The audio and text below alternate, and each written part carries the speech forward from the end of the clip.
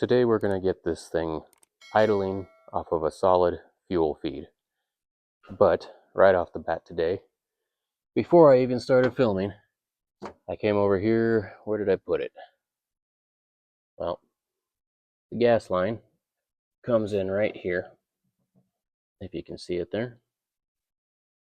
And it goes to a flexible tube that bolts to the front of the engine, runs through here to the pump. And I was messing with it because it was loosened right here at the off the hard line. I was trying to get it back on there, and then the line broke. You can see right there, but it bolts to the front of there. So I'll probably try to find a couple connections and then do a hose clamp on some flexible 1/4-inch fuel line or something like that. I would really like to get this running off of gas just out of the gas tank rather than hooking up a little tank for a temporary idle, but it is what it is. If I can't get the right pieces, I will just hook up my little tank and go for it, because I want to see if I can get this thing to drive. I want to see the condition of the brakes. I want to see how the transmission's working and all that before I go to sell it. But I will be selling this one if you're interested. So for now, what I'm going to do is I'm going to make sure that there's no obstructions in the line. And this is pretty cool back here. This is your gas filler. Okay, the spring's worn out a little bit. But this is your gas filler right here. Hose, whatever. And looking in there, looks pretty clean. I'm assuming the tank is good. I looked underneath. It is not, punctured or anything like that. A couple little dents in it. Nothing serious. So what I'm going to do is I'm going to take my hose, my air line, I'm going to jam it down there with a rag, and I will probably film where that hard line comes out at the engine bay and see if there's any air coming out of there. Well, I don't even need to watch the video. I can tell already I'm not getting anything through here because it is expanding the tank. It actually popped out a couple dents that were in the bottom of the tank. So I've probably got hardened fuel in that line, and I'm not going to dig into this that deep to try to get all that out. So I guess I'm just going to have to hook up my smaller tank. So what I'm going to do, I guess, is I've got this here that I could potentially use. Something I can do so I can actually try to get it going today without having to go get a line or something. I'm going to disconnect it here and screw that piece on there and use my small tank to just put some gas straight to the carb. Never mind, the piece does not fit.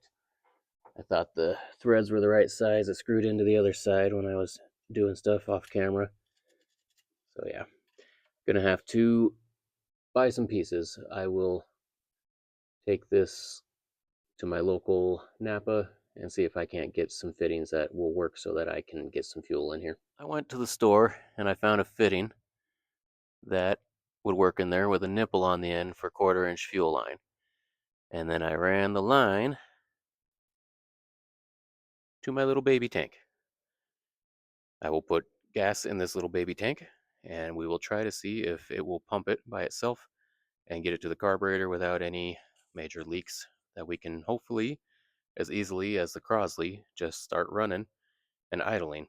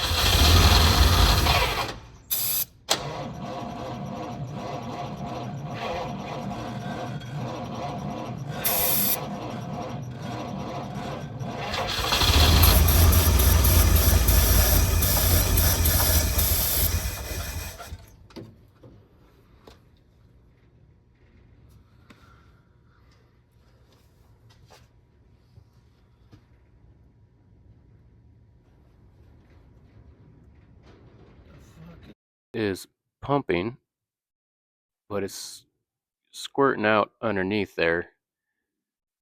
I'm not sure why. I'm assuming probably the diaphragm in there is cracked, and that is probably a hole to prevent a suction from happening on the opposite end, so it's leaking through there and squirting out. So I would have to rebuild the pump, which isn't something I'm going to get into at this point anyway. So what I'll do is I got another line to attach in here into this port right there, and I will put my gas tank at an elevated position and use gravity feed to just get gas to the carburetor.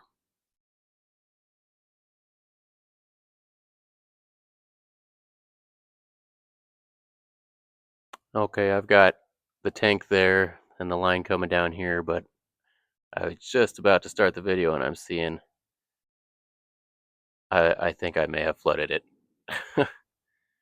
I'm sure the seals are bad and it's probably just drowning my cylinders right now in gas. So let's find out.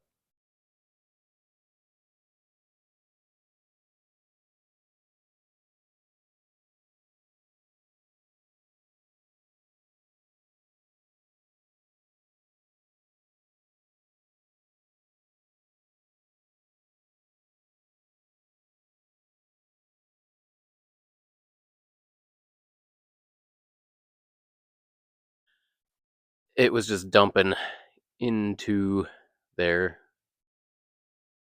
and I'm assuming, now to be honest with you, I got more experience with older vehicles. I love old vehicles, and this is a 50s, but this is a still newer for me. I like 20s, 30s kind of stuff. So I don't know. It comes in right there, and there's this screw on top, bolt screw, whatever. I'm still assuming there's a float system in there.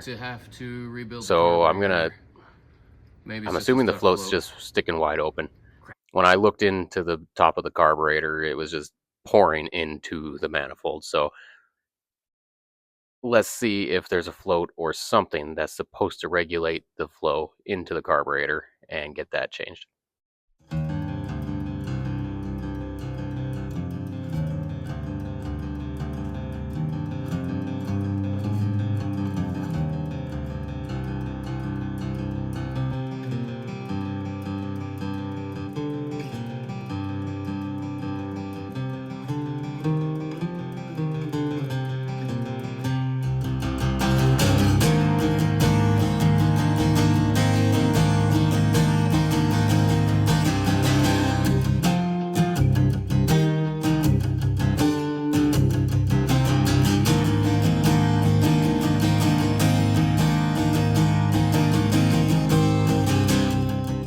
All right, I took a little bit of time and did some research, and I need to get a carb kit for it because as I was taking things apart, the top seal broke, which isn't really unexpected.